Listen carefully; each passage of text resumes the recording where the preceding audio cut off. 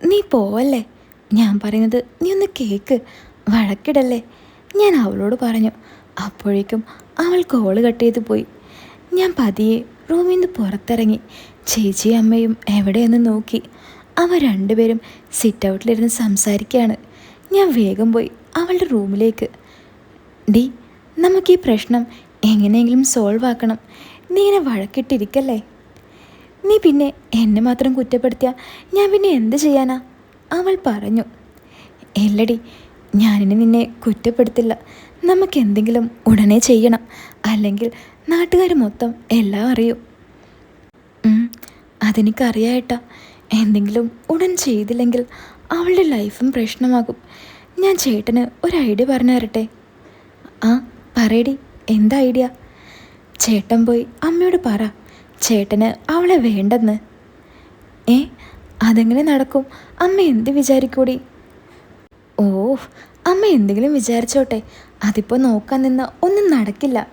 ചേട്ടൻ അമ്മയോട് പറയണം അവളാൾ കുറച്ച് മോശമാണെന്നും അതെനിക്ക് അറിയില്ലായിരുന്നെന്നും.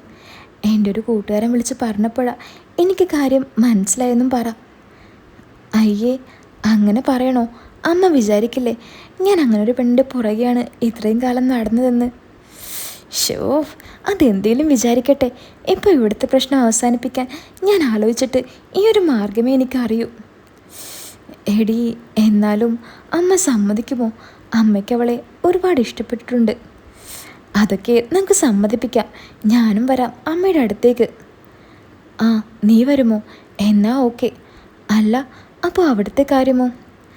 അത് ഞാൻ ആ ചെക്കനെ വിളിച്ച് പറഞ്ഞോളാം. അവളെൻ്റെ ഒരാവശ്യത്തിന് പാർക്കിൽ വന്നതാണെന്ന്. ആ, എന്നാ വാ, നമുക്കിപ്പോൾ തന്നെ അമ്മയുടെ അടുത്തേക്ക് പോകാം. അങ്ങനെ ഞാനും അവളെയും വിളിച്ചുകൊണ്ട് അമ്മയുടെ അടുത്ത് പോയി. അമ്മയും ശോഭേച്ചിയും എൻ്റെ കാര്യം പറഞ്ഞുകൊണ്ടിരിക്കുകയായിരുന്നു. ഞാൻ പോയി കണ്ണുമടച്ച് കാര്യങ്ങളെല്ലാം അങ്ങ് പറഞ്ഞു. ഞാൻ പറഞ്ഞത് കേട്ട് അമ്മയും ചേച്ചിയും ആകെ നെട്ടിത്തെറിച്ച് എന്നെ നോക്കി. പിന്നെ എന്തിനാടാ നീ വെറുതെ ആ പെണ്ണിനെ കാണിക്കാൻ എന്നെ എഴുന്നള്ളിച്ചത്? ഇതൊന്നും നിനക്ക് ആദ്യമേ അറിയില്ലായിരുന്നോ? അമ്മ ചോദിച്ചു. ഇല്ലമ്മേ, എനിക്കൊന്നും അറിയില്ലായിരുന്നു. എന്നോട് ക്ഷമിക്കണം. ഇനി എനിക്ക് അവളുമായി ഒരു ബന്ധവും ഇല്ല. ചേ, ഞാൻ കരുതി നല്ലൊരു പെണ്ണിനെ കിട്ടിയെന്ന്. ഇനിയിപ്പോൾ നിനക്കൊരു പെണ്ണിനെ തപ്പണ്ടേ? അവനെന്തിനാ ഇപ്പോൾ ഒരു പെണ്ണ്? അവൻ കുഞ്ഞല്ലേ. ചേച്ചി എന്നെ നോക്കി അമ്മയോട് പറഞ്ഞു. കുഞ്ഞ്, അതൊക്കെ പണ്ട്, അമ്മ ചിരിച്ചുകൊണ്ട് പറഞ്ഞു. അത് കേട്ട ചേച്ചി എന്നെ നോക്കി ചിരിച്ചതും അനിയത്തി അത് കണ്ടു. അനിയത്തി എൻ്റെ കാലിൽ ചവിട്ടിയിട്ട് പറഞ്ഞു, ബാക്കി പറയുന്നു. ഞാൻ അവളോട് കണ്ണുകൊണ്ട് ചോദിച്ചു, ഇനി എന്താടി പറയേണ്ടതെന്ന്. ഗോപാലേട്ടനെ വിളിക്കണ്ടെന്ന് പറ എന്നവൾ പതുക്കെ എൻ്റെ ചെവിയിൽ വന്ന് പറഞ്ഞു. ആ, പിന്നെ അമ്മേ, ഇനിയിപ്പോൾ ഗോപാലേട്ടനെ ഒന്നും വിളിക്കണ്ട, അറിയണ്ട, മോശമാ. നമ്മൾ മാത്രം അറിഞ്ഞാൽ മതി, ഞാൻ അമ്മയോട് പറഞ്ഞു. ആ, എനിക്കിനി അതല്ലേ പണി. എനിക്ക് നിന്നോട് പറയാനുള്ളത്, ഇനി നീ അവളെയും ഓർത്ത് വല്ല കടുങ്കയും ചെയ്യണ്ട. അമ്മ അത് പറഞ്ഞതും അനിയത്തിയും ചേച്ചിയും ചിരിക്കാൻ തുടങ്ങി. അനിയത്തിയുടെ ചിരി കണ്ട് എനിക്ക് ദേഷ്യം കയറി. ഞാൻ അവളുടെ കയ്യിൽ ഒരടിയും അടിച്ച് നേരെ റൂമിലേക്ക് പോയി. ഞാൻ പോകുന്നത് കണ്ട അമ്മ ചേച്ചിയോട് പറഞ്ഞു, ഡി, അവന് നല്ല വിഷമമുണ്ടെന്ന് തോന്നുന്നു. അവനിനി വല്ലതും ചെയ്യുമോ ആവോ? ഏയ്, അങ്ങനെയൊന്നുമില്ല. അവൻ നല്ല ബുദ്ധിയുള്ള കുട്ടിയാ, ചേച്ചി പറഞ്ഞു. എന്നാലും നമ്മുടെ ഒരു കണ്ണ് അവൻ്റെ മേലെ വേണം. ഇനിയൊരു വിഷമം അവന് താങ്ങാൻ പറ്റിയെന്ന് വരില്ല.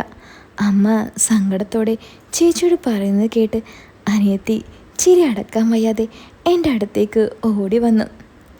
എങ്ങനെയുണ്ട് എൻ്റെ ബുദ്ധി? ഇപ്പോൾ എല്ലാം ഓക്കെ ആയില്ലേ? ഇനി ചേട്ടൻ എന്ത് പറഞ്ഞാലും ചെയ്താലും അമ്മ ക്ഷമിക്കും. അതെന്താ? ഞാൻ ചോദിച്ചു. അത് ചേട്ടൻ അവിടെ നിന്ന് പോകുന്നില്ലേ, അത് കണ്ട് അമ്മ വിചാരിച്ചു ചേട്ടന് നല്ല വിഷമമുണ്ടെന്ന് അവൾ പോയതിന്. അത് കൊള്ളാം. എന്തായാലും സംഗതി ഏറ്റില്ലേ? നീ അവൾക്ക് വിളിച്ച് അവളുടെ കാര്യം കൂടി ഒന്ന് റെഡിയാക്കി കൊടുക്ക്. പാവാ പെണ്ണ് നമുക്കൊരു ഹെൽപ്പ് ചെയ്തതല്ലേ. ആ, അതൊക്കെ ഞാൻ ചെയ്തോളാം ഏട്ടാ.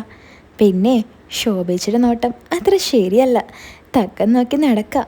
അമ്മ കാണണ്ട. ഇനി ആ പ്രശ്നം സോൾവ് ആക്കാൻ നടക്കേണ്ടി വരും.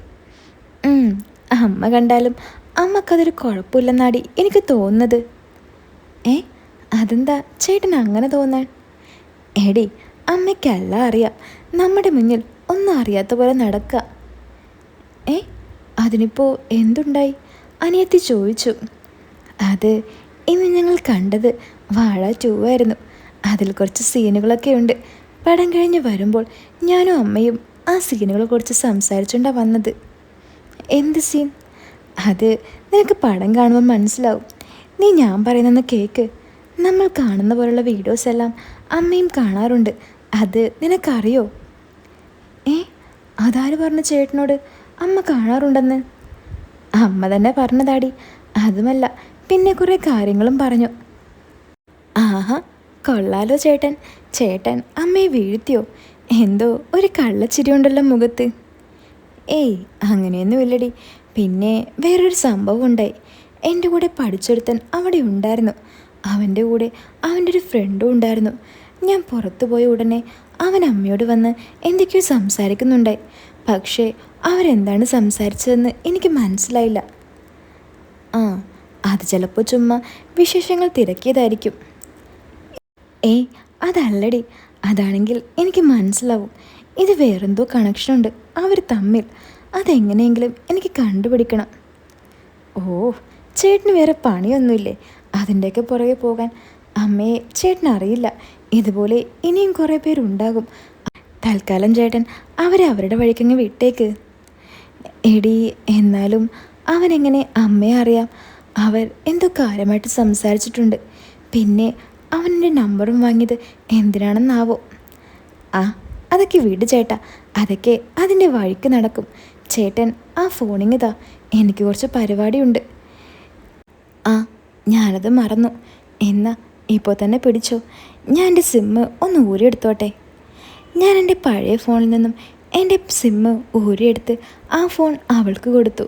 എന്നിട്ട് ഞാൻ റൂമിലേക്ക് പോയി ഐഫോൺ എടുത്ത് എൻ്റെ സിമ്മ് ഞാൻ ഐഫോണിലിട്ട് ഉപയോഗിക്കാൻ തുടങ്ങി. ന്യൂജനായ അനിയത്തിയുടെ എല്ലാ കളിക്കും കൂട്ടുനിന്ന് ഞാൻ അങ്ങനെ ഒരു ഐഫോൺ സ്വന്തമാക്കി. ഞാൻ ഐഫോണിൽ ഓരോന്ന് പഠിച്ചുകൊണ്ടിരിക്കുമ്പോൾ പെട്ടെന്ന് അനിയത്തി എൻ്റെ റൂമിലേക്ക് ഓടി വന്നു. ചേട്ടാ, ഈ ചേച്ചിയെ ചേട്ടൻ അറിയുമോ? അവൾ എൻ്റെ പഴയ ഫോണും നീട്ടിക്കൊണ്ട് എന്നോട് ചോദിച്ചു. ഞാൻ ഫോൺ നോക്കിയപ്പോൾ ഞാൻ വൈകുന്നേരം രാജേട്ടൻ്റെ ഫോണിൽ നിന്ന് മേടിച്ച പവിയേട്ടൻ്റെ ഭാര്യയുടെ ഫോട്ടോ ആയിരുന്നു അത്. ആ, എനിക്കറിയാം. ഇത് പാർട്ടിക്കാരൻ പവിയേട്ടൻ്റെ ഭാര്യയാണടി. ആ, അതെനിക്കറിയാം.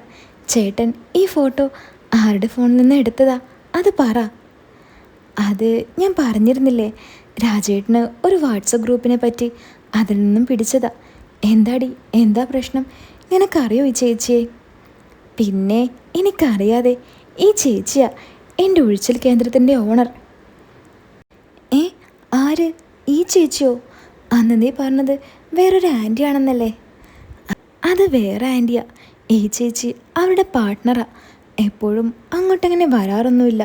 പക്ഷേ കുറച്ച് ദിവസം മുമ്പ് ഈ ചേച്ചിയും ആ പവിയേട്ടനും ഇവിടെ വന്നിരുന്നു. എവിടെ? നമ്മുടെ വീട്ടിലേക്കോ? ആ അതെ ചേട്ടാ. അമ്മയോട് ഇവരെന്തൊക്കെയോ സംസാരിക്കുന്നുണ്ടായി. പക്ഷേ എന്താണെന്ന് എനിക്ക് മനസ്സിലായില്ല. ഞാൻ പിന്നെ അമ്മയോട് അത് ചോദിക്കാനും പോയില്ല. ഞാൻ ആ ചേച്ചിയുടെ വീട്ടിൽ പോയിട്ടുണ്ടടി. പക്ഷേ അന്ന് എനിക്കൊരു പന്തികേടും തോന്നിയില്ല. എന്നാൽ കുറച്ച് ദിവസം മുമ്പ് പവിയേട്ടൻ വിളിച്ചിരുന്നു, ഊട്ടിലേക്ക് ഒരു ട്രിപ്പ് പോകുന്നോ എന്ന് ചോദിച്ച്. അതിന് ചേട്ടനാരോട് അത്രയ്ക്ക് പരിചയമൊക്കെ ഉണ്ടോ? ഇല്ലടി, അതാ എനിക്ക് മനസ്സിലാത്തത്. എന്തോ ഒരു ദുർദ്ദേശം അവരുടെ മനസ്സിലുണ്ട്. അല്ലാതെ ഇങ്ങനെയൊക്കെ ചെയ്യുമോ? എന്തായാലും നമുക്കറിയാത്ത എന്തൊക്കെയോ അമ്മയ്ക്കറിയാം. അമ്മ നമ്മൾ വിചാരിച്ച പോലെ അല്ല. അല്ലടി, ഞാനൊരു സംശയം ചോദിക്കട്ടെ. ഇനി അമ്മയും അതിലൊരു പാർട്ട്ണറാകുമോ? ഒന്ന് പൊക്കെ ചേട്ടാ, എന്നെ വെറുതെ പേടിപ്പിക്കല്ലേ. അല്ലടി, എനിക്കൊരു സംശയം അടിക്കുന്നു. ഇനി ചിലപ്പോൾ അതാകുമോ അവർ തമ്മിൽ നല്ല അടുപ്പം? ഓ, ചേട്ടനൊന്നും മിണ്ടാതിരിക്കെ. എൻ്റെ വയറ് കത്തിക്കാടുന്നു ഓരോന്നോർത്തിട്ട്. അല്ലടി, നീ ഒന്ന് ഓർത്ത് നോക്ക്. എപ്പോഴെങ്കിലും അമ്മയെ നീ അവിടെ വെച്ചെങ്ങനെ കണ്ടിട്ടുണ്ടോ എന്ന്? ഏയ്, ഞാൻ കണ്ടിട്ടൊന്നുമില്ല. എനിക്ക് നല്ല ഉറപ്പാണ്. ഇത് അതൊന്നുമല്ല, വേറെ എന്തോ ബന്ധമാണ് അവർ തമ്മിലുള്ളത്. ആഹാ, അല്ല, എന്താണ് ഇവിടെ രണ്ടുപേരും കൂടി കുറേ നേരം ആയല്ലോ. ശോഭേച്ചി അതും പറഞ്ഞുകൊണ്ട് റൂമിലേക്ക് കയറി വന്നു. ഏയ്, ഞങ്ങൾ ചുമ്മാ ഓരോന്ന് സംസാരിച്ചിരിക്കുകയായിരുന്നു. ഞാൻ ചേച്ചിയോട് പറഞ്ഞു. നിങ്ങളിവിടെ ചിരിച്ചും കളിച്ചും ഇരുന്നോ? അമ്മ അവിടെ ആകെ വിഷമത്തിലാ. വിഷമത്തിലോ? അതെന്ത് പറ്റി? ഞാൻ ചോദിച്ചു. നിന്റെ കാര്യം ഓർത്തിട്ട് അമ്മയ്ക്ക് വിഷമം. നീ ഒരു കാര്യം ചെയ്, അമ്മയെ പോയി ഒന്ന് സമാധാനിപ്പിക്ക്. അമ്മയ്ക്ക് കുറച്ച് ആശ്വാസം കിട്ടട്ടെ. ആ, എനിക്കൊന്നും വയ്യ. അമ്മയോട് ചുമ്മാ അതൊന്നും ഓർത്ത് തല പുണ്ണാക്കണ്ടെന്ന് പറഞ്ഞേക്ക്. ഞാനതൊക്കെ എപ്പോഴേ മറന്നു. പക്ഷേ അമ്മയുടെ വിചാരം നീ അതോർത്ത് ടെൻഷൻ അടിച്ച് നിൽക്കുകയാണെന്നാണ്. ഡി, എന്നാൽ നീയൊന്ന് പോയി അമ്മയൊന്ന് സമാധാനിപ്പിക്ക്. ഞാൻ പറഞ്ഞിട്ട് അമ്മയ്ക്കൊരു മാറ്റമില്ലടി, ശോഭേച്ചി അനിയത്തിയോട് പറഞ്ഞു. ആ, ഞാനൊന്ന് പോയി നോക്കട്ടെ. അനിയത്തി അതും പറഞ്ഞ് അമ്മയുടെ അടുത്തേക്ക് പോയി. ഡാ, നീ എന്തിനാടാ എപ്പോഴും അവളുടെ കൂടെ ഇങ്ങനെ ഇരിക്കുന്നത്? ശോഭേച്ചി എന്നോട് ചോദിച്ചു. അതിന് ഞാനല്ലല്ലോ അവളുടെ കൂടെ ഇരിക്കുന്നത്. അവൾ എൻ്റെ റൂമിൽ വന്നിരുന്നതല്ലേ, അതിന് ഞാനെന്ത് ചെയ്തു? അതല്ലട ഞാൻ പറഞ്ഞത്. അവൾ നിൻ്റെ പെങ്ങളായിരിക്കും, പക്ഷേ അവളിപ്പോൾ കൊച്ചു കുട്ടിയല്ല. നിനക്ക് അന്നത്തെ പ്രശ്നം ഓർമ്മയുണ്ടല്ലോ. അതിനുശേഷം അമ്മയ്ക്ക് നിങ്ങളുടെ കാര്യത്തിൽ ചില സംശയങ്ങളൊക്കെ ഉണ്ട്. എന്താ, അമ്മ വല്ലതും പറഞ്ഞായിരുന്നോ? അത് പിന്നെ എന്തൊക്കെയോ പറയുന്നുണ്ടായി. ഞാൻ പിന്നെ അത് മൈൻഡ് ചെയ്യാൻ പോയില്ല. ആ, അത് നന്നായി. അല്ലടാ, ഞാനിന്ന് എവിടെ കിടക്കും? ആ, എനിക്കറിയില്ല. അമ്മ വല്ലതും പറഞ്ഞായിരുന്നോ? ഏയ്, അമ്മ ഒന്നും പറഞ്ഞിട്ടില്ല. എന്തായാലും നിൻ്റെ കൂടെ കിടക്കാൻ വിടുമെന്ന് തോന്നുന്നില്ല. എനിക്കാണെങ്കിൽ ചെറിയൊരു ചൊറിച്ചിൽ തുടങ്ങിയിട്ടുണ്ട്.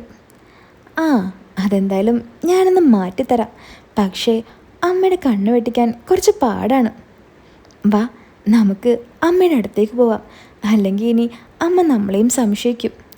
അങ്ങനെ ചേച്ചി പറഞ്ഞത് കേട്ട് ഞാനും ചേച്ചിയും കൂടി അമ്മയുടെ അടുത്തേക്ക് പോയി. ഞങ്ങൾ ചെന്നപ്പോൾ അനിയത്തി അമ്മയോട് എന്തൊക്കെയോ സംസാരിച്ചിരിക്കുന്നുണ്ടായി. എന്നെ കണ്ട അനിയത്തി എന്നെ നോക്കി ഒന്ന് ചിരിച്ചു. എന്താ കാര്യമെന്ന് എനിക്ക് മനസ്സിലായില്ല. അങ്ങനെ ഞങ്ങൾ രാത്രി ഫുഡ് കഴിക്കാനുള്ള പരിപാടി തുടങ്ങി. ഇതിനിടയിലും അനിയത്തി എന്നെ നോക്കി ചിരിക്കുന്നുണ്ടായി. ഞാൻ അമ്മയെ നോക്കിയപ്പോൾ അമ്മയുടെ മുഖത്ത് ഇതുവരെ കാണാത്ത ഒരു ഭാവം അമ്മയുടെ മുഖത്ത് ഞാൻ കണ്ടു. എന്താണ് ഇവർ തമ്മിൽ പറഞ്ഞതെന്ന് എനിക്കൊരെത്തും പിടിയും കിട്ടിയില്ല. അങ്ങനെ ഞങ്ങൾ 3 പേരും കൂടി ഇരുന്ന് ഫുഡ് കഴിക്കാൻ ആരംഭിച്ചു. ഒന്ന്, എല്ലാത്തിനും റെഡിയായി നിൽക്കുന്ന അനിയത്തി. രണ്ടാമത്, നാട്ടുകാർക്ക് എല്ലാവർക്കും വാരിക്കോരി കൊടുത്ത് ഇനി ആർക്കെന്ന ചോദ്യമായിരിക്കുന്ന അമ്മ. മൂന്നാമത്, ഒരു വട്ടം രുചിയറിഞ്ഞ് വീണ്ടും ആ വിഭവം കഴിക്കാനായിരിക്കുന്ന ശോഭേച്ചി. എൻ്റെ കണ്ണുകൾ 3 പേരിലും ഒന്ന് ആഴ്ന്നിറങ്ങി. ഡാ, നീ ഇപ്പോഴും അവളെ ഓർത്തിരിക്കുകയാണോ? അമ്മ എന്നോട് ചോദിച്ചു. പെട്ടെന്ന് ടേബിളിനടിയിലൂടെ എൻ്റെ കാലിൽ ഒരു ചവിട്ട് വന്നു. ഞാൻ നേരെ നോക്കിയത് അനിയത്തിയുടെ മുഖത്തേക്കാണ്. അവൾ ആ എന്ന് പറയാൻ എന്നോട് ആവശ്യപ്പെട്ടു. ഞാനൊരു പാവത്താന പോലെ തല താഴ്ത്തി ആ എന്ന് അമ്മയോട് പറഞ്ഞു. ഇതിൻ്റെ ബാക്കിൽ നടക്കുന്ന കളി എന്താണെന്ന് എനിക്കപ്പോൾ മനസ്സിലായില്ല. എന്തായാലും അവൾ പറഞ്ഞതുപോലെ ഒരു നിരാശകാമുവിനെ പോലെ ഞാൻ ഇരുന്ന് ഫുഡ് കഴിച്ചു. പെട്ടെന്ന് എൻ്റെ കാലിൽ ആരോ വീണ്ടും തട്ടുന്നത് ഞാൻ അറിഞ്ഞു. ഞാൻ വീണ്ടും അനിയത്തിയെ നോക്കി. പക്ഷെ ആ സമയം അനിയത്തി ഒന്നും അറിയാതെ ഫുഡ് കഴിച്ചുകൊണ്ടിരിക്കുകയാണ്. ഇവളല്ലല്ലോ എന്നെ ചവിട്ടിയത്, ഇനി ചിലപ്പോൾ ചേച്ചിയാകുമോ? ഞാൻ ചേച്ചിയെ ശ്രദ്ധിച്ചു. പക്ഷേ ചേച്ചിയും ആ സമയം ഒന്നും അറിയാതെ ഫുഡ് കഴിച്ചുകൊണ്ടിരിക്കുകയാണ്. ഇനി ആരെന്നുള്ള ചോദ്യത്തിൽ ഒറ്റ ഉത്തരം, അത് അമ്മ. ഞാൻ പതിയെ അമ്മയെ നോക്കി. ഞാൻ ആ കാഴ്ച കണ്ട് ഒന്ന് ഞെട്ടിപ്പോയി. അമ്മ എന്നെ നോക്കിയിരിക്കുന്നു. ഞാൻ നേരത്തെ പറഞ്ഞതുപോലെ വേറെന്തോ ഒരു മുഖഭാവത്തിലായിരുന്നു അമ്മയുടെ ആ നോട്ടം. അപ്പോൾ ഇതിൻ്റെ അടുത്ത പാർട്ട് കേൾക്കാൻ നിങ്ങൾക്ക് ആഗ്രഹമുണ്ടെങ്കിൽ വീഡിയോ ഒന്ന് ലൈക്ക് ചെയ്യാൻ മറക്കല്ലേ. അതുപോലെ ചാനൽ സബ്സ്ക്രൈബ് ചെയ്യാനും. അപ്പോൾ പുതിയൊരു കഥയായിട്ട് നമുക്ക് വീണ്ടും കാണാം. എല്ലാവരും കാത്തിരിക്കുക.